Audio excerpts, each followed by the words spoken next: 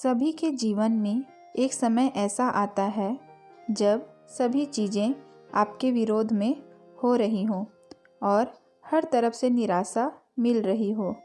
चाहे आप एक इंजीनियर हैं या कुछ और, आप जीवन के उस मोड़ पर खड़े होते हैं जहां सब कुछ गलत हो रहा होता है।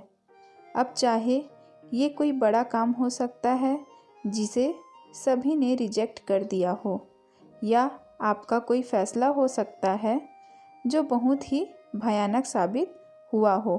लेकिन सही मायने में विफलता सफलता से ज़्यादा महत्वपूर्ण होती है।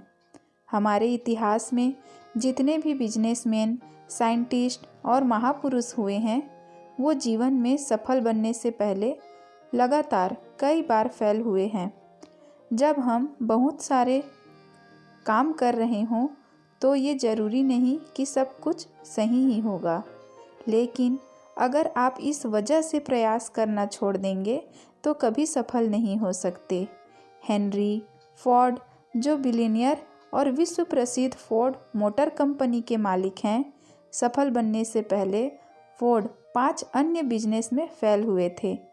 कोई और होता तो 5 बार अलग अलग बिजनेस में फेल होने और कर्ज में डूबने के कारण टूट जाता, लेकिन फोर्ड ने ऐसा नहीं किया और आज एक बिलियनियर कंपनी के मालिक हैं। अगर विफलता की बात करें तो थॉमस आल्वा एडिसन का नाम सबसे पहले आता है। लाइट बल्ब बनाने से पहले उसने लगभग 1000 विफल प्रयोग किए थे। अल्बर्ट आइंस्टाइन, जो 4 साल की उम्र तक कुछ बोल नहीं पाता था और 7 साल की उम्र तक निरक्षर था, लोग उसको दिमागी रूप से कमज़ोर मानते थे, लेकिन अपनी थ्योरी और सिद्धांतों के बल पर वो दुनिया का सबसे बड़ा साइंटिस्ट बना।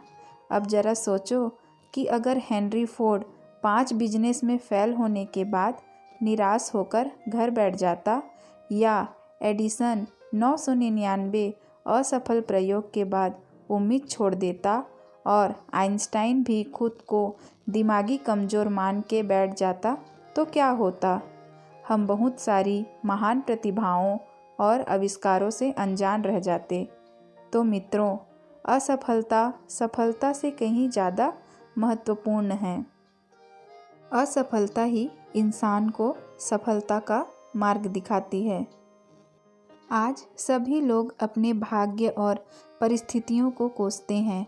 अब जरा सोचिए, अगर एडिसन भी खुद को अनलकी समझकर प्रयास करना छोड़ देता तो दुनिया एक बहुत बड़े आविष्कार से वंचित रह जाती। आइंस्टाइन भी अपने भाग्य और परिस्थितियों को कोस सकता था, लेकिन उसने ऐसा नहीं किया। तो आप क्यों करते हैं? अगर किसी काम में असफल हो भी गए तो क्या हुआ? ये अंत तो नहीं है ना। फिर से कोशिश करो, क्योंकि कोशिश करने वालों की हार नहीं होती। मित्रों, असफलता तो सफलता की एक शुरुआत है। इससे घबराना नहीं चाहिए, बल्कि पूरे जोश के साथ फिर से प्रयास करना चाहिए। हिरन के दौड़ने की क्षमता करीब 90 किलोमीटर प्रति घंटा है। वही बाघ के दौड़ने की रफ्तार करीब 60 किलोमीटर प्रति घंटा की होती है, लेकिन फिर भी बाघ हर बार हिरन का शिकार कर लेता है। जानते हैं क्यों?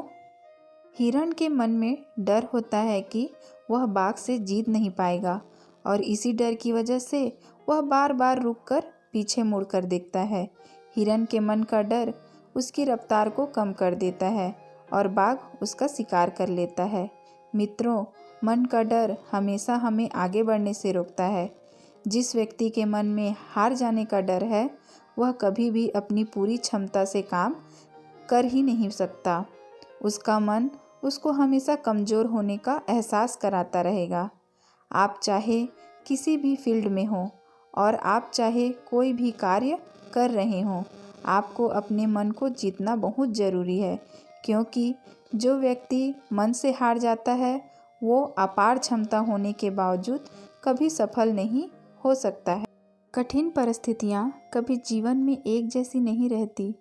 जीवन के भंवर में उतार चढ़ाव तो आते ही रहते हैं। आपकी सोच बताती है कि आप कठिन परिस्थितियों का कैसे सामना करते हैं। क्या आपके अंदर वो काबिलियत है जो हर परिस्थिति से आपको बाहर निकाल देते हैं। जिस दिन आपकी ये सोच हर असंभव को सफल बनाने की ताकत रखता हो, उस दिन आपको सफल होने से कोई नहीं रोक सकता। मित्रों, आपको यह कहानी कैसी लगी? आशा करती हूँ कि आपको यह कहानी पसंद आई होगी। पसंद आई होगी तो वीडियो को लाइक करिएगा और चैनल को सब्सक्राइब करिएगा ताकि आपको ऐसी नई नई कहानियाँ मिलती रहें। धन्यवाद।